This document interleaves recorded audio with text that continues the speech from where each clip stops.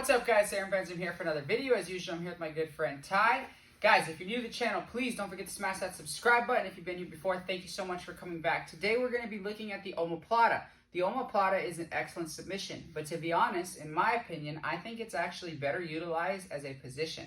What I mean by that is that when you get into the Omoplata, there's opportunities to do a lot of other things, both submissions and transitions. Today I wanted to show you two of those opportunities, but the opportunities are nearly limitless. So let's just assume I have Ty in an Omoplata. Ty's very hard to Omoplata. Gotta give props when you have to give props, and it's really tough to Omoplata him. So I'm never really looking for the Omoplata finish on him or really anybody else because it's not my strongest submission. But if I manage to get to this Omoplata position, I like to do a couple other things. So there's so many opportunities from here. Assuming that like maybe we scramble or like we're here and I'm flat and I'm controlling his pants, whatever happened, his arm is very exposed.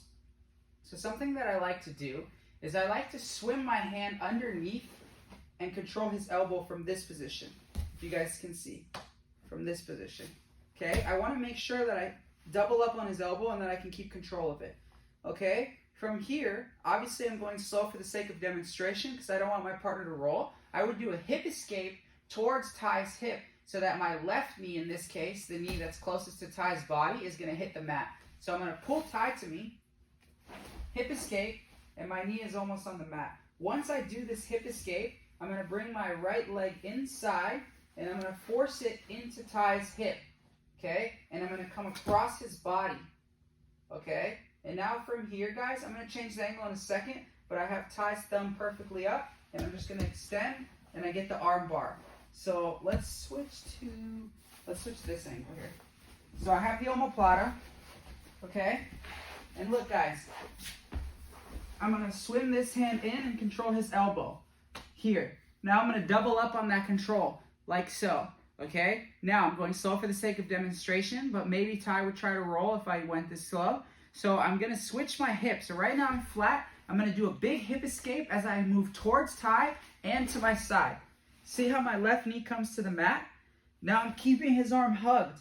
Now look, notice that his thumb is pointed up, which is what I need for the arm bar. So now my leg, I don't need to go over, right? I finished this before by just pinching my knees and extending.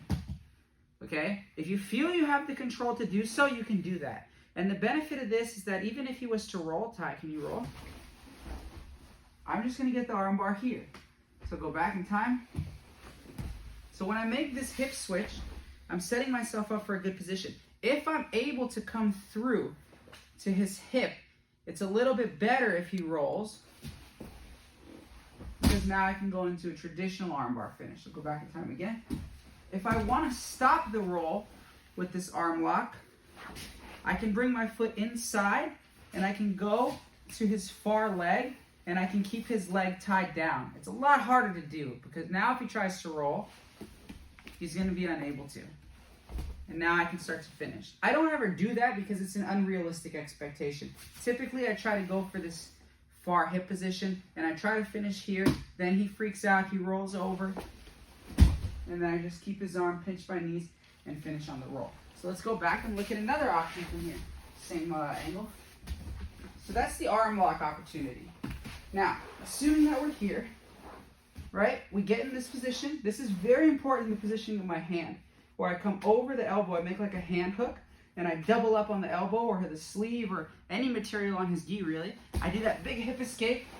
I adjust myself so that I'm in a strong arm lock position. Again, here I can start to arm bar him right away, but I like to bring my foot and force it inside. Okay?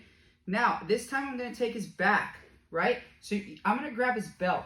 This time I didn't bring my foot all the way across. I just put it in between his feet. Most people might try to move their arm, like pull it away so that he can get out of the arm bar, right? So I need to keep his arm tight and let him pull it out at the right time. So when I'm here, I keep my knees pinched. I start to sit up, okay? I'm going to undo my leg. He's going to probably pull his arm out now, and now I'm going to pull him to me. And then I'm going to attack his back.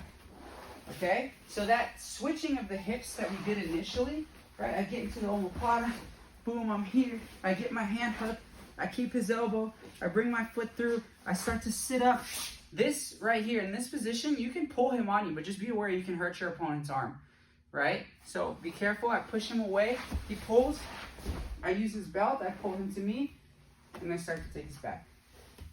All that happens with the initial switch of body positioning. When I switch my body into that position, I have the opportunity to attack his arm.